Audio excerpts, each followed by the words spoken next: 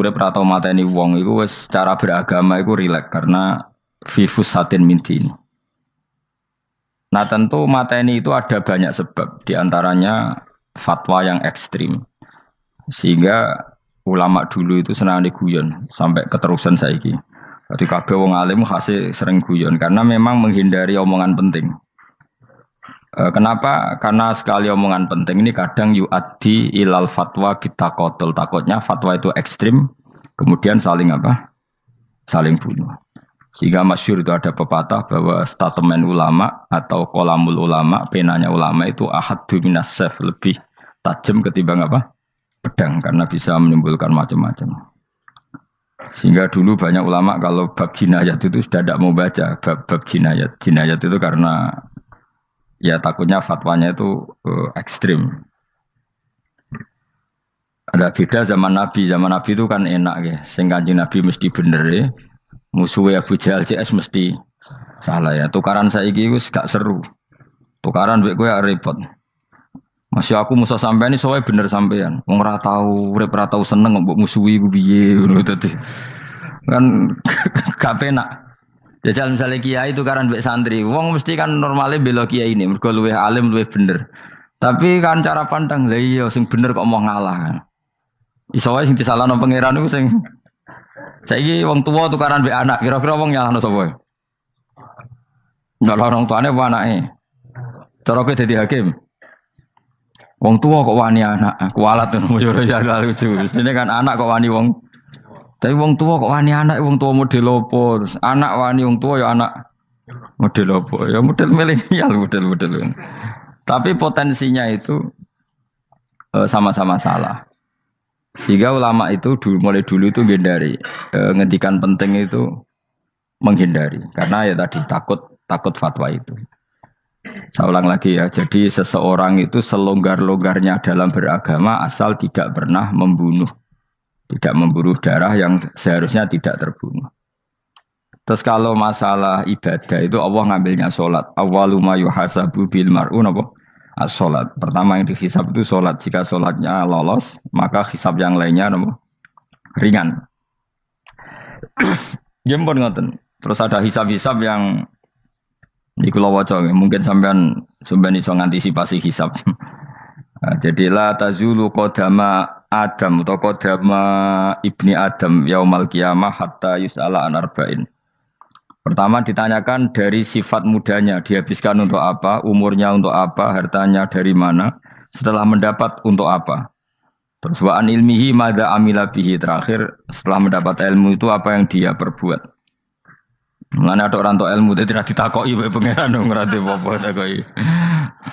Ilmu iso nglakoni, mboten gadah ilmu ya Gusti. Terus serepet sampeyan. Dunya mboten gadah dunya. Lha opo ning dunya nggih ngentosi mati sing mon-mon niku aman apa? Sebab itu orang fakir itu masuk surga lebih cepat timbang orang kaya kacek pinten 500 tahun ketakoki. Dia apa mboten gadah napa-napa. Iso ngaji mboten. Jadi gak perlu pertanggungjawaban mereka napa sekacau kan. Nah, sementing kalau terangno ngeten ya. Iki penting rungokno. Mahsyar iku maknane iku nggon giringan. Terus kiai kuno maknane bayangno nggon mahsyar iku maknane tempat dihalonya semua manusia. Terus mauqif itu tempat diberhentikan, apa tempat diberhentikan. Terus di situ Anda innahum mas'ulun, mereka semuanya ditanya, dihisab. Gerungono semuanya dihisab. Terus ngendikane Kanjeng Nabi, hasibu anfusakum qabla an tuhasabu. Menghisablah diri kamu sekarang sebelum kalian semua dihisab. Sehingga potensi kita ini umat Islam utamanya sing tahu ngaji-ngaji ini, sampean semua dihisab ini kemungkinannya kecil. Karena ketika kowe ning donya sampean sedantene kan biasa wis donga robbana zulamna. Jadi ya Allah, saya ini benar-benar mendolimi diri kita sendiri. Karena tujuannya hisab itu taubah. Taubah itu mempermalukan mereka di depan umum. Saya ulang lagi ya. Jadi semua hisab itu taubihan, mempermalukan mereka di depan umum bahwa mereka orang yang buruk. Sementara kamu di dunia sudah sering ngaku orang buruk. Selain ya wis wong akeh maksud ini kan. Jadi kayak ngakuin apa Robbana zalamna anfusana. Sehingga ngendikane Kanjeng Nabi sebuti hasibu anfusakum qabla an tuhasabu. Menghisaplah diri kamu sendiri sebelum nanti kamu benar-benar dihisap. Sehingga umatnya Rasulullah itu kemungkinan kena hisap itu kecil sekali karena tadi sudah terbiasa menghisap dirinya sendiri. Apalagi kita, kata Rasulullah, saya dikasih hadiah yang para nabi sebelum saya enggak dikasih hadiah itu. Apa itu? 5 hal itu. Di antaranya apa? Kata Rasulullah, wa utitu khawatima suratil Baqarah. Saya dikasih terakhir-terakhirnya surat Baqarah. Di surat Baqarah itu umatnya Nabi dapat bonus dan ini luar biasa, yaitu ayat Rabbana la tu'akhidna inna sina wa akhtana. Ya Allah, jangan hisab kami, jangan beri sanksi kami, jangan azab kami kalau suatu saat kita lupa atau salah. SP nak kue urung salah, padahal mesti salah. Rai-rai ini gak mesti salah. Wes gawe perjanjian mbek pangeran Gusti. Ndamel perjanjian dong, apa? Setiap saat saya salah langsung sepuro. Mohon mboten usah istighfar malih pun niki pun niku. Deal, soalnya deal ini. Lah itu ngendikane Kanjeng Nabi senyum-senyum senenge ra karuan. Dan setiap itu dibaca oleh umatku, Allah sudah jawab qala na'am. Jadi Rabbana la tu'akhifna inna sina aw akhtana. Terus qala Allah menjawab na'am. Terus Rabbana wa la tahmil alaina isron kama hamaltahu 'alal ladzina min qablina. Nabi Muhammad jawab, Allah menjawab na'am. Sampai terakhir wa'fu anna, Allah jawab na'am. Kemudian para kiai itu punya kiat supaya umatnya itu hafal itu. Terus jadi bahan tahlil itu masalah ya. Faminhum ya faminhum. Sing tahlil ya ora paham, sing kritik ya ora paham. Alhamdulillah itu mesti padha-padha ra kena hisab. Mergo padha-padha ora napa? Paham. Dadi ora ono barokah koyo goblok wis barokah tenan. Mergo sing lakoni ya ora paham, sing kritik ora paham.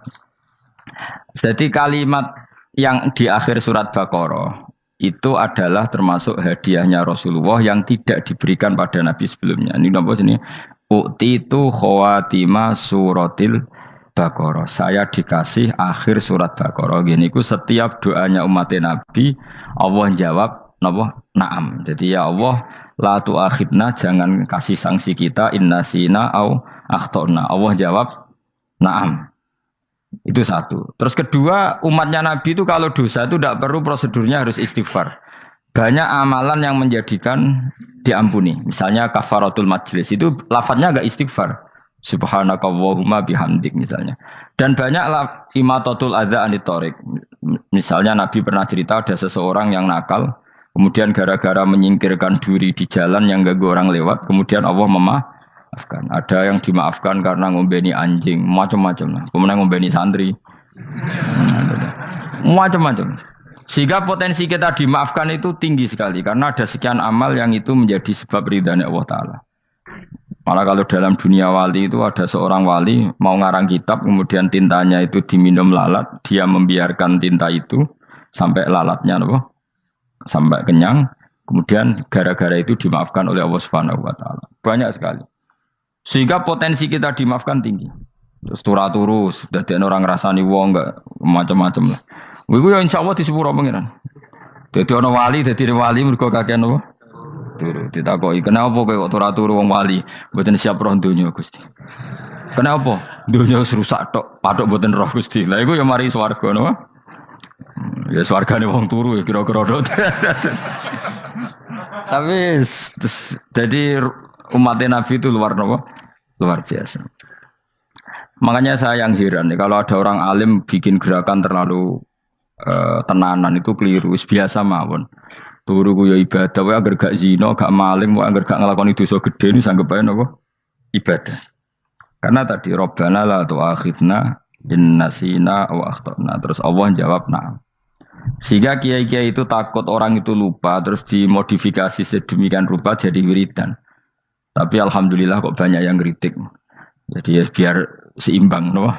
Seimbang kepada alam demokrasi. Jadi kalau lagi kecewa ambek sing kritik, mereka insyaallah rapati paham masalah usul ini. Karena satu-satunya cara supaya orang paham itu pancen yo dijak latihan bareng-bareng. Gak ngono wis malah ra paham blas. Ya tapi tadi ya semua itu resiko.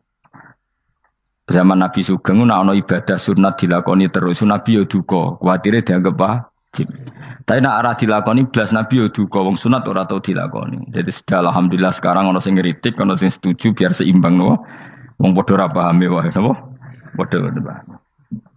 Padahal makna ayat itu luar biasa. Rabbana la tu'akhidna in nasina wa akhtana. Terus kedua, Rabbana wala tahmil alaina isran kama hamaltahu alal ladina min qablina. Ya Allah, jangan beri beban kami sebagaimana Engkau memberi beban kepada orang sebelum kami. Dulu itu kalau ada orang yang salah, itu harus dibunuh oleh orang yang tidak salah.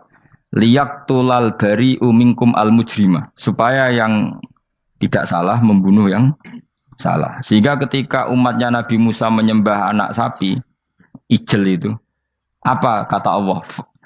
Fatubu ila bari'ikum faqtulu anfusakum. Kamu syaratnya tobat harus saling membunuh, yaitu orang yang terbebas dari dosa itu membunuh yang tidak dosa. Masyhur itu. Terus Allah mengirimkan mendung yang pekat, terus gelap. Ketika gelap itu yang al-bari, yang enggak dosa, mengeksekusi yang dosa. Sekarang kan enggak, paling tangkap KPK. Berarti penjara mulai suka, sisa korupsi jake. Jadi penak lah pokoknya zaman akhir itu penak. Pemenang saya KPK ini mulai disoal, jadi aman lah. Sebuah sing bener di aja nih ya sing bener ya pangeran. Misalnya rasa KPK lah nak kita takwa ya rasa korupsi. Kalau KPK dilemahkan nanti yang korupsi marah. Lah masih orang KPK lah nak di pangeran kan ya aman karena korupsi. Kowe aneh-aneh wae. Kowe wong mukmin kok bakas ngono. Kowe sementing iku nak kowe wedi pangeran kan ra usah polisi, ra usah KPK wis tetep ra usah dosa wong wedine mbek pangeran. Nah, kecuali ra usah pangeran ateis, lha iku masalah. Ya, tapi kan omongan ini gak populer, padahal bener. Nah, aneh. Jadi karepmu ngene, terbebas korupsi nek ana KPK, urip makmur nek ana menteri kemakmuran. Pokoke kabeh kowe mbok gantungno pejabat negara. Mulane tau hitemu jeblok, sak jeblok-jebloke. Misalnya rasa sejahtera, sare menteri sosial harusnya gini-gini. Ngono korupsi salah KPK. Ngono ana ora keamanan salah polisi. Senengane nyalano wong. Gue sekali-kali nganggo tauhid. Nek ana adab iku mergo dosa yang sudah kelewat. Ya tapi kan gak mungkin ngomong bernegara gitu. Tapi atas nama iman bahasa kita seperti itu. Kalau atas nama bernegara emang kita butuh polisi, butuh tentara, butuh KPK. Tapi atas nama iman ya tadi kalau kita diberi sanksi Allah itu rata-rata dari bima qaddamat yadaka itu pasti ada salah yang pernah Anda lakukan. Ya, tapi sudahlah ini zaman sudah seperti ini. Sanut umumnya wong akeh. Kalau terang namanya masalah hisab ya. Hasibu anfusakum qabla antu hasabu. Kamu menghisaplah diri kamu sebelum kamu dihisab. Misalnya saya sebagai ulama, tentu hisab terberat saya itu kitmanul ilmi, menyembunyikan apa? Ilmu. Karena ilmu kalau disembunyikan tuh bahaya sekali. Bayangkan di alam fisik. Misalnya ada orang berkebutuhan pada kemaksiatan, terus di situ ditulis bar, karaoke misalnya. Orang bisa ke sana karena ada tulisannya, ada WA-nya, ada alamatnya. Kemudian ketika Anda bisa Fathul Qorib, tidak ada tulisannya. Harusnya Anda juga nulis ahli Fathul Qorib, ahli Fathul Mu'in, nah, atau ahli Jaljalut, tulis saja.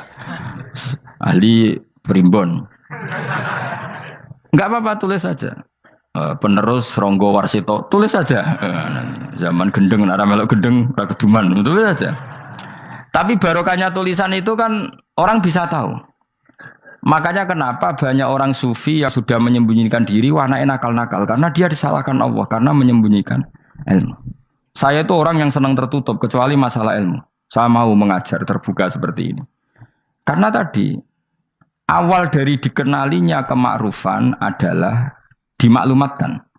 Awal dari dikenalinya keburukan juga karena dimaklumatkan. Betapa celakanya kalau kemungkaran dimaklumatkan sementara kebenaran tidak dimaklumatkan. Makanya Mbah Mun itu sampai berfatwa, Mbah Mun guru saya itu. Nak ono masjid ra ono menarane Mbah Mun duka. Masjid kok ora ono menarane, wajib ono. Dulu saya iskal kenapa menara jadi wajib. Tapi setelah saya tambah angan-angan, secara fikih jelas tidak wajib. Tapi coba bayangkan, misalnya ada bar lampunya tinggi, orang dari jauh tahu itu bar. Sehingga kalau mau maksiat misalnya ingin ke sana. Sekarang misalnya masjid gak ada menara, ada orang ingin sholat, ada masjid tahu orang. Tapi baru kayak ada menaranya kan? Tahu. Intinya semua kebaikan itu harus dimanarohkan. Makanya manaroh itu dari kata nur, dimenarakan, dari kata nur, dari kata dicahayakan, dimaklumatkan. Sehingga mulai dulu lama itu meskipun humul itu menyembunyikan diri. Tapi kalau masalah ilmu mereka membuka diri. Loh, coba kalau misalnya ngaji seperti saya ini, saya tidak terang-terangan jadi orang alim. Sebetulnya nggak baik. Kalau kamu ujub, sombong, aku orang alim itu tidak baik. Tapi kalau kita kan tidak karena ujub tadi, harus memaklumatkan.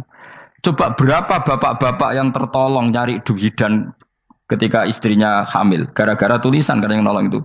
Bidan. Ya kan? Dokter gigi. Atau kalau nggak dokter, ya ahli gigi. Ahli gigi itu yang dipasang tanpa medis itu. Nggak kamu menjadi tahu karena apa coba? Tulisan. Tapi kenapa kebaikan tidak seperti itu? Harusnya sampean itu tulis saja. Misalnya sampean nggak alim saja, maklar orang alim. Siap menyalurkan ke tempat-tempat orang alim. Coba TKI tenaga kerja itu. Mereka tahu Korea, Hongkong karena tulisan penyalur tenaga kerja. Tulis saja rumah kamu penyalur ke orang alim. Nanti antar kebeduan. Kalau ada orang tanya, maksudnya gimana? Kalau butuh orang alim, tak antarkan. Oh ya sudah, itu kalau se-Indonesia, itu luar biasa.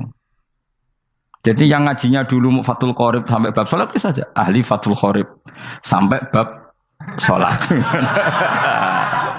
Tulis saja dalam kurung, pemahaman pas-pasan. Enggak apa-apa. Lo coba, dokter itu kan fair. Kalau ilmunya pas-pasan tulis dokter umum. Kalau dia merasa pinter, dokter spesialis. Dan itu menjadi orang tahu. Tulis saya kan ke ahli saraf. Nah, lo buatan guyon itu betul. Makanya saya ini termasuk orang yang menyembunyikan diri. Tapi kalau bab ilmu enggak. Sehingga nyun saya ada sombong banyak gus-gus alim yang ngaji saya jamul jame, ngaji mahali. Padahal itu kitab tersulit di pondok. Tapi gara-gara saya sering cerita, saya pernah ngaji jamul jame sama Mbah Mun. Saya pernah mentakriri kitab ini, kitab ini. Nya banyak yang ngaji saya.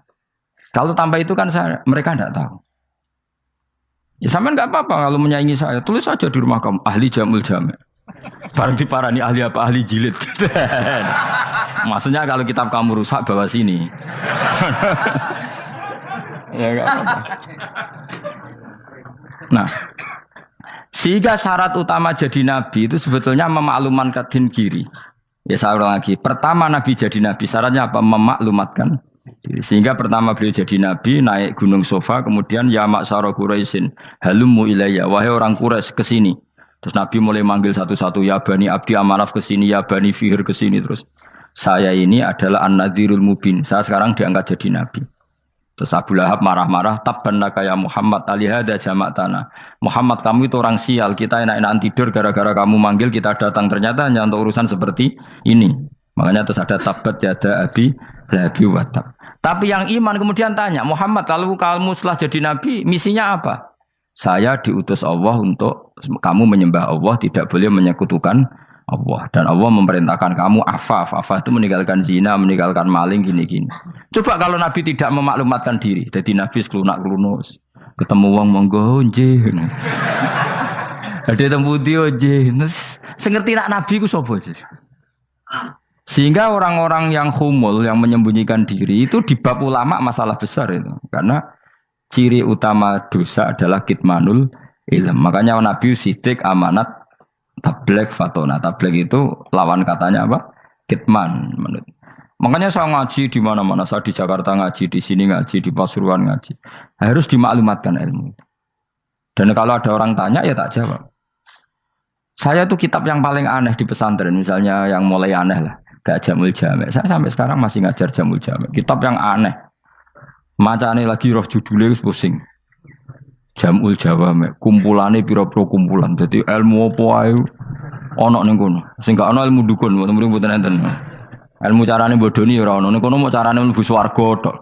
Mane potensi kula mlebu swarga itu tinggi sekali. Cara sing model piye duwe. Dadi mun. Dadi cara sing model piye duwe. Dadi cukup banyak napa? Cara.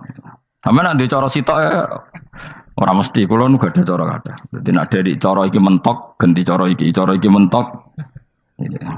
Ya terakhir paling gampang itu cara nganggo fadole pangeran. Iku kena mbok tiru. Pokoke mbok swarga nganggo fadole Pangeran. Masalah utama kita sebetulnya itu, makanya saya tidak pati cocok sama orang sufi itu. Kebenaran itu harus dimaklumatkan. Sementara orang sufi itu ingin menyembunyikan diri. Itu kalau untuk yang alim itu tidak bagus. Wong kita saja tahu itu dokter atau bidan karena tulisan. Ini bidan, ini dokter. Dan mereka jujur, dokter umum, dokter spesialis. Loh, coba misalnya di kota, kamu tulis saja penyalur kebaikan. Orang yang ingin mondok, oh pondok pilihannya ada, sarang ada, Peloso, Lirboyo. Kalau saya ke sana gimana? Oh, saya kenal Gusnya, tak anter. Wan keren, juga ada penyalur. Kalau orang bisa tersalurkan ke Korea, ke Korut, ke Jepang karena tulisan, kenapa tidak banyak orang tersalur kebaikan karena tulisan? Enggak orang mau kelunak orang jelas. Meskipun nanti ditawari orang, mesti dulu sih ahli takrib, mesti wong guyu. Ahli Fathul Qorib sampai bab sholat. Tulis saja jujur, maaf tapi hanya sampai bab sholat. Tulis saja, ada maafnya bareng, maaf tapi sampai bab sholat. Enggak apa-apa. Paling untuk wong sowan, larian modal jenengan 2 tahun. Tapi ini modalnya mau 3 bulan, mulai ngajine dok bab sholat. Enggak apa-apa. Lalu itu dulu memang begitu. Rasulullah zaman Sugeng itu kalau ngajari santrinya itu balighu anni walau ayah, maklumatkan ke kampung kamu meskipun 1 ayat. Banyak sahabat kalau ditanya ya tidak bisa karena ngajinya tidak hatam. Tapi ya terus gak apa-apa, kok tak soano Abu Bakar, tak soano Umar, ditanyakan yang lebih pintar. Saking tidak pahamnya sahabat itu lucu ketika ada ayat waqulu wasrabu hatta yatabayyana lakumul khaytul abyadu minal khaytil aswad. Itu kalau mau tidur ya benar-benar bawa benang putih sama benang hitam, ditulis dipasang di pintunya. Jadi kalau makan diinceng lagi, kok masih belum kelihatan, wah masih boleh makan. Terus begitu. Kalau sudah mulai syuruk, mulai padang, wah berarti sudah imsak. Jadi karena makanlah dan minumlah sampai benang hitam terbedakan dari benang putih. Artinya kalau malam kan dulu kan nggak ada listrik, nggak ada lampu, berarti kalau benar-benar masih malam nggak terlihat, berarti masih boleh makan. Nanti terus dilihat gitu. Terus, ya sudah wakafnya di situ. Hatta yatabayyana lakumul khaytul abyadu minal khaytil aswad. Wakaf dulu. Terus akhirnya Kanjeng Nabi itu piye kok umatku dadi masangi benang ini. Akhirnya Jibril teko. Ini makanya unik dalam ulumul Quran. Satu-satunya ayat yang diturunkan hanya 1 kata itu ya ayat itu tok. Terus Jibril datang, Muhammad ayatnya itu kurang sitok. Minal fajr. Terus ditambahi minal fajr. Jadi minal fajr itu unik. Ada Jibril jauh-jauh dari langit. Iku mau nuron apa? Minal fajr. Makanya kalau kamu nanti dites, kalau ingin jadi dokter tafsir dites, ada 1 kalimat yang diturunkan jauh-jauh Jibril ke bumi. Apa kalimat itu? Jawabannya minal fajr. Wis alim gue yakin alim. Memang ikut tak? Masa ikut? Ergo gara-gara sahabat itu terus masangi apa? Benang ngincang. Akhirnya minal fajr. Baru mereka tahu maksud fajar, maksud apa? Benang hitam artinya malam, benang putih artinya fajar. Sodik sudah menyingsing. Semenjak itu sudah ada benang-benangan karena jadi orang-orang ngono maksud iki cek kurang sithik terus turun apa? Minal fajr ya. Jadi nanti kalau sampai latihan tes jadi dokter apa? Tafsir. Ayat mana yang diturunkan hanya 1 kalimat atau 1 kata jawab apa? Minal fajr. Itu lolos langsung dokter. Pun pinter. Ya pinter ngerpek maksudnya ora digandeng. Lah nanti hubungan kita dengan Allah ya seperti itu. Sejauh mana kita memaklumatkan Allah. Sejauh mana kita mengkampanyakan Allah. Saya berkali-kali bilang, saya kemarin kan di Korea, itu sebetulnya hanya, saya yakin hanya doa saya. Saya sering berdoa, ya Allah, Engkau dipuji di langit dan di bumi. Lalu kalau di bumi ateis, itu caranya kayak apa? Dulu saya itu terobati karena Uni Soviet setelah persemakmuran banyak menjadi negara Islam. Berarti itu bukti bahwa Allah pun dipuji di bumi Uni Soviet. Lalu yang kayak Korea kayak apa? Ternyata betul Koreanya tetap ateis, tapi gara-gara diserbu wong Indonesia. 49.000 wong Indonesia ning Korea Selatan. Iku mbok gawe sing salat separuh, iku cek pira? 24, kira-kira ya selawe digawe 20.000. 20.000 salat kabeh, tahlilan kabeh suruame. Lah kok sing ngritik tahlil muni sunah Rasul tok wis rame. Pokoke rame lah walhasil. Sitok tahlilan wah itu enggak ada hadisnya. Gak apa-apa sing penting muni hadis sing sitok tahlil muni hadis ya ibadah, tahlil ya ibadah. Mbok lah soal kok bener ding totalan guri sing penting rame. Maksudnya sementing rame ngomong visi Islam. Gitu Islam tahlil sitok Islam sunnah Rasul gak masalah. Wong ape yakin bener saiki ya ora ono klarifikasi. Tapi sementing kan kabeh ngomong tentang Islam. Artinya gini, Allah punya cara untuk supaya bumi Korea itu ada yang bertasbih bersujud. Mil'us samawati wa mil'ul. Allah tidak kurang cara. Golek wong kedonyan ditawarik ke sana demi uang. Bareng wis ning kono dielingno pangeran. Segawe masjid, kontrak masjid macam-macam lah masjid kontrakan ning Korea. Nang kene ra ono masjid. Pusing. Saya pernah ngisi di satu masjid itu gambare pintu gerbangnya bukan salib kan. Ternyata tingkat 1 itu gereja, tingkat 2 bar, tingkat 3 masjid. Kadang ya kebalikan masjid, bar, gereja. Satu gedung. Jadi malaikat saya tidak tahu lewatnya gimana itu kalau nggak tahu itu cara lewat gimana karena malaikat bagian rahmat itu nggak bisa dia lewat salib. Ya. Tapi dia harus menulis ganjaran yang sholat. Nggak tahu saya lewatnya dari mana karena itu. Ya tentu dia punya cara lah. Tapi yang jelas ya agak bingung ini gimana. Itu pernah yang tingkat 2 itu bar pas aktif. Ada santri yang ya pekerja imannya pas-pasan. Kalau nanti gus badhe Jumatan, mlebu bar pas aktif wae wong ayu. Meh wera Jumatan. Mergo mau tingkat 2 bar, tingkat 3 masjid. Itu ono khutbah yang barnya tetap main, ada bar yang masjidnya tetap khutbah. Itu masuk bar. Sudah Jumatan apa ning kene wae gitu. Akhirnya ya di situ beberapa menit terus ada komat Jumatan. Dosa ta ragus ngene. Ya aku ngene. Ya segelem Jumatan ku apik. Wong wedi dilakoni kok takok dosa ta ragus. Oh raimu kadung lakoni kok takok. Artinya gini, Allah punya cara untuk menyebarkan Islam di Korea. Sama seperti Allah punya cara untuk menyebarkan Islam apa? Di Indonesia. Dulu orang Gujarat, Punjab, ya sejarah ini menurut saya ya tetap sebagiannya benar. Meskipun tidak seluruhnya benarnya sejarah Islam masuk Indonesia rata-rata orang kan menulis pedagang Gujarat, India ke Indonesia dagang karena mereka mukmin akhirnya juga menyebarkan apa? Islam. Itu jelas nyata.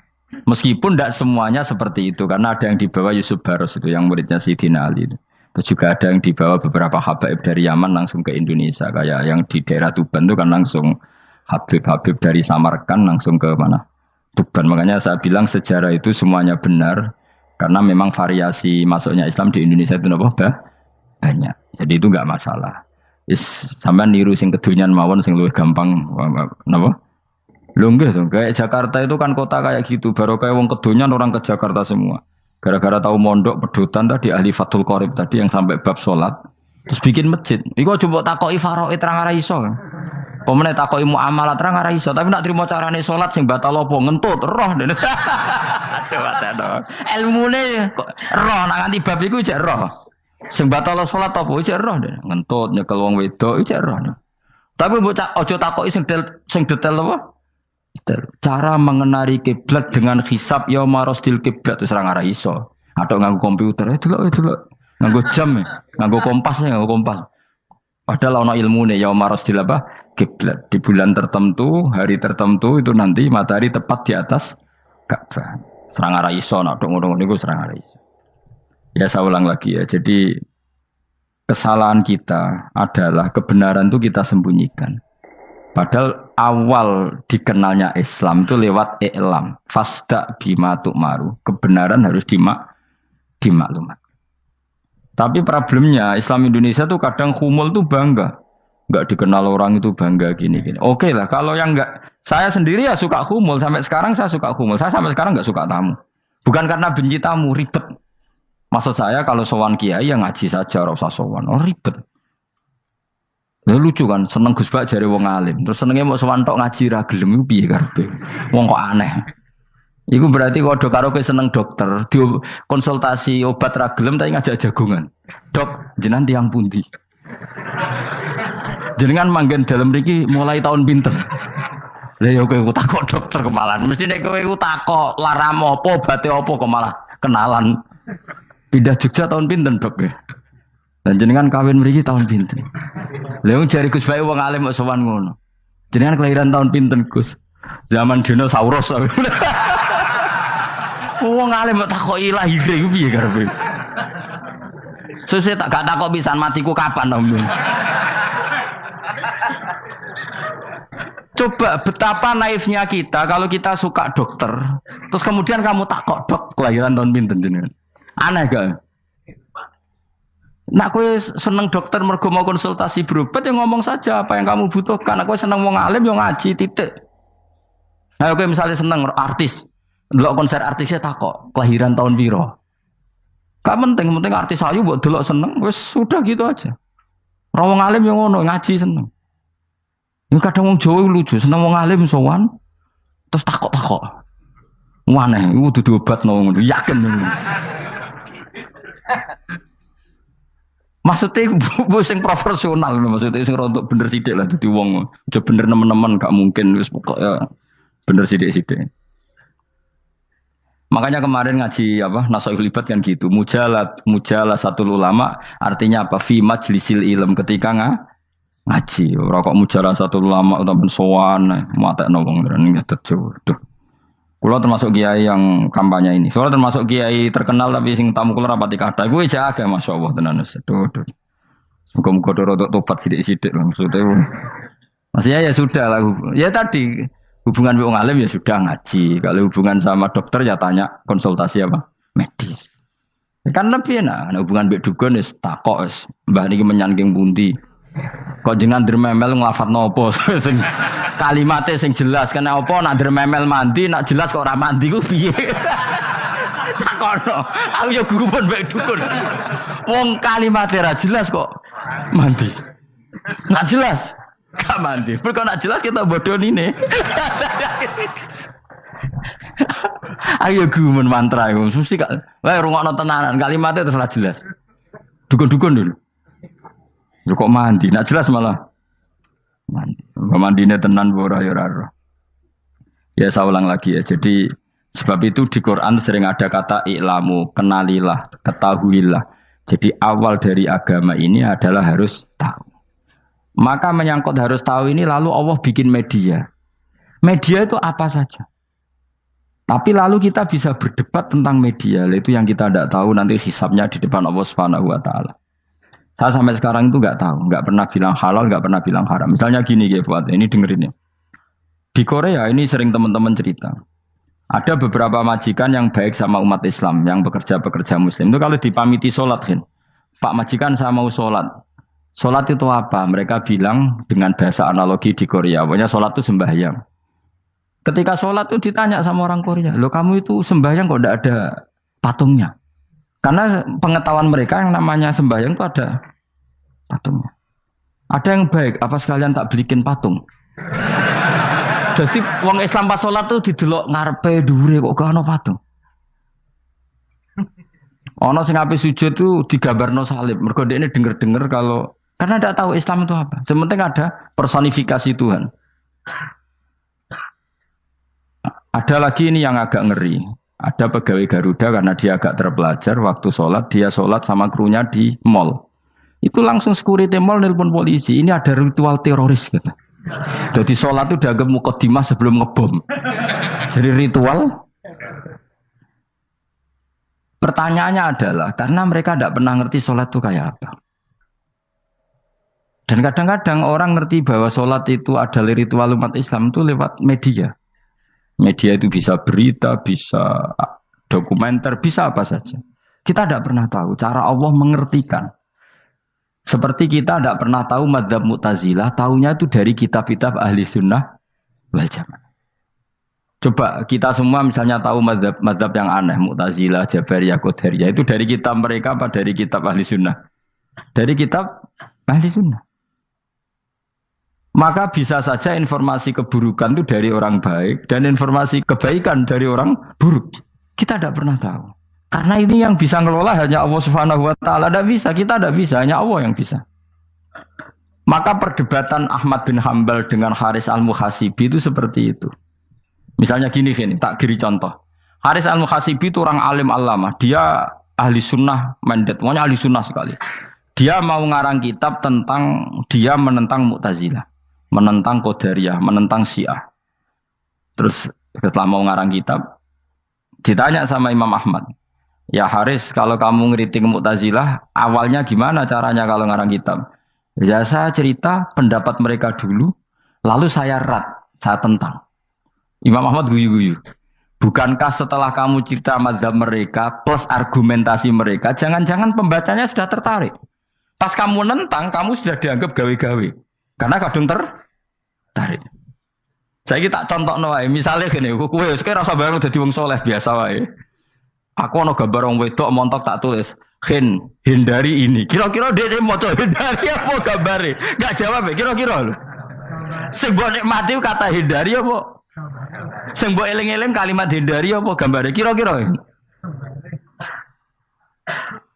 Padahal tulisannya apa? Hindari bahaya ini. Bahaya ndi terus didelok. Terus sing dieling-eling ora hindarine tapi sama. Pendapat Mu'tazilah itu ada yang menarik. Misalnya gini, menurut Mu'tazilah seseorang masuk neraka ya karena amalnya, masuk surga ya karena amalnya. Apa artinya kalau masuk surga karena fadli Allah? Lalu gunanya amal apa? Mungkin pembaca kan tuh, wah ini proporsional ini. Gak ada ahli sunnah, jadi bus warga mereka fadli pangeran. Kok enak? Lalu gunanya amal apa? Padahal dia tahu pendapat Mu'tazilah itu dari kitab itu, kitabnya orang ahli sunnah. Gak pernah tahu kita. Ya saya ulang lagi. Itu kan ibarat kayak KUHP. Kamu baca KUHP draft, terus kamu cocok. Kamu mesti nyalahkan yang demo. Atau baca buku selebaran orang demo, kan terserah kamu. Kamu kan punya akal, kan tetap milih. Tetap milih. Problemnya kata Imam Ahmad itu, ketika kamu menceritakan pendapat Mu'tazilah, bisa-bisa orang itu kadung tertarik. Ketika mulai kamu tentang, orang itu gak tertarik sama penentangan kamu. Berarti kamu ikut menyebarkan Mu'tazilah. Sama seperti tadi, gambar perempuan yang agak jorok tadi, sebetulnya tak tulisi kata hindari. Padahal Ruhin gak tahu, eling wong wedok gara-gara tak kei gambar hindari bahaya ini, malah jadi eling. Orang eling tulisannya eling. Nah hakikat saya ini penyebar kata hindari apa penyebar gambar itu? Coba. Lalu status saya ini pengedar gambar itu apa pengedar kata hindari? Lah iya yang mengedarkan kata hindari tapi yang mengedarkan. Nah sama sekarang pertanyaannya, kalau kamu ngarang kitab anti Mu'tazilah itu sebenarnya pengedar mazhab Mu'tazilah apa penentang? Ya pengedar juga karena umat tahu dari kitab kamu. Dong toh. Lah ya mulane ku dadi perdebatan, kok kaya iya kaya ora. Juga tuh gale gini misalnya, kamu jangan milih presiden yang dari militer, itu pasti keras, tegas, terus kaku. Ternyata pembaca itu wataknya militer, lu cari yang begini, pusing kan kamu. Agak suka presiden sipil, nggak tegas. Padahal kamu nulis itu untuk menggiring orang milih presiden. Jangan milih yang militer, pasti tegas, nggak demokratis, nggak nerima pendapat. Ternyata pembacanya suka saya punya pemimpin yang tegas. Habis kamu kan? Yang tahu hati orang itu siapa? Makanya ketika kitab ahli sunnah dipenuhi dengan cerita-cerita mazhab Mu'tazilah, itu sebetulnya kamu itu pengedar apa penentang? Itu pertanyaan Ahmad bin. Akhirnya Imam Haris al-Muhasibi bilang gini. Enggak maksud jenengan niku ngelarang apa dukung. Pokoknya mergo mangkel. Dari Imam yo aku pokoknya ngomong ngono ae pokoknya. Terus akhirnya Imam yes nang ngoten ketok arahe jenengan mboten sedo ngarang mboten sedo ngarang. Makanya Haris al-Muhasibi akhirnya enggak mengarang kitab itu. Dia sebenarnya pernah rencana Kitabul Firaq fil Islam. Dia mau ngarang kitab kelompok-kelompok dalam Islam. Ya coba mau apa coba. Misalnya kamu bela tahlil nasibnya juga seperti itu. Hujahnya tahlil, ini gini. Terus hujahnya penentang tahlil. Yang bisa mengendalikan pikiran pembaca siapa? Ternyata dia tertarik sama pikiran penentang. Lucunya yang menceritakan kamu, pengagum tahlil. Kan tidak pernah tahu. Mana nak dari ceritanya Mbah Mun lucu. Mbah Mun tuh mondok Lirboyo. Itu di Bandar Kidul akeh wong ayu. Itu dulu babahnya Mbah Mun itu ada yang suka orang sana sampai nikah orang sana juga pulang ke sarang. Itu di antara mbah-mbahnya Mbah Mun. Suka perempuan sana terus nikah sana enggak pernah pulang ke sarang. Lah Mbah Mun tuh lahir dari adiknya, pokoknya dari keluarga dari saudara yang enggak pernah pulang dari Bandar. Diwasiati mun nak mondok ojo geman dolan ning Bandar Kidul. Akeh wong ayu. Akhirnya malah penasaran. Justru kalimat itu yang menjadikan maksudnya aku ajune nganti sepiro kok nganti mbahku katut kan malah akhirnya penasaran. Lare kata Mbah Mun tak angen-angen bener Imam Ahmad bin Hambal. Maksudnya itu kalimat itu pancen ribet. Kalimat itu ribet pancen. Coba milih mana coba? Jong ojo geman moro pasar opo lah nang daerah kono. Ono opo? Bahaya kan. Gara-gara kamu melafatkan itu malah orang penasaran. Di sana ada bareng delok ning kono ya nak terus mulai nak ora. Nah, makanya pertanyaannya, pengarang buku juga kena hisab karena sebetulnya apa yang dia tentang orang lain menjadi tahu karena ceritanya dia. Coba kamu ngarang kitab saja yang anti Syiah atau anti Mu'tazilah atau anti Murji'ah atau anti otoritarian, mesti pembaca itu enggak bisa kamu kendalikan. Nah, itu juga rawan hisab. Makanya berat. Pokoknya walatus alunna yauma idzin anin naim. Semua itu nanti dimintai tanggung jawab oleh Allah Subhanahu wa taala. Karena kita tidak pernah tahu. Akhirnya Haris Al-Muhasibi gak ngarang kitab. Imam Ahmad itu tidak punya karangan kecuali riwayat Musnadu Ahmad bin Hambal. Kalau gak ada 14 juz. Dia tidak punya karangan. Ketika ditanya, saya takut membuat hal baru dalam Islam. Karena karangan itu kan mesti melogikakan hukum. Sementara Allah tuh kadang gak butuh dijustifikasi seperti itu. Jadi cara kitab usul fikih ini, sama tak bedai. Mungkin enggak Allah menyuruh kamu ngangkat gunung Merapi tanpa alat? Enggak, jawab saja. Latihan pinter. Mungkin enggak Allah menyuruh kamu disuruh ngangkat gunung Merapi? Mungkin enggak? Mungkin apa enggak? Nah, itu ulama usul fikih berdebat. Ada mengatakan enggak mungkin. Karena Allah tidak akan memerintahkan sesuatu yang tidak dimampui mukhatab, yang tidak dimampui manusia. Masuk akal. Kaul kedua mengatakan mungkin, butuhe Allah iku mau wong muni yo tok nurut. Senajan to gak mungkin. Ayo Hen, Gunung Merapi angkat Hen. Nggih Gusti, siap. Langsung melayu mara. Kuwi Allah wis seneng, wah nurut aja iki. Tapi ya kemungkinan cek goblok ora takok sik. Kita kan tidak pernah tahu, makanya ulama ini debat. Kira-kira nak Hen, Gunung Merapi angkat. Potensinya kan dua, kue langsung melayu apa ngangkat. Potensinya kan, kok goblok kayak ngono rata kok. Bicarane kok. Tapi ya mungkin dilembek pangeran. Cek nurut ya, ora paham-paham belas melayu. Ki milih ndi? Status sing ngene iki nurut apa goblok? Jawab, nurut apa goblok? Ya nurut goblok. Ya coba ngono lah. Kita ndak pernah tahu. Mulane tetap pada akhirnya kita itu wa in adri. Kita tidak pernah tahu.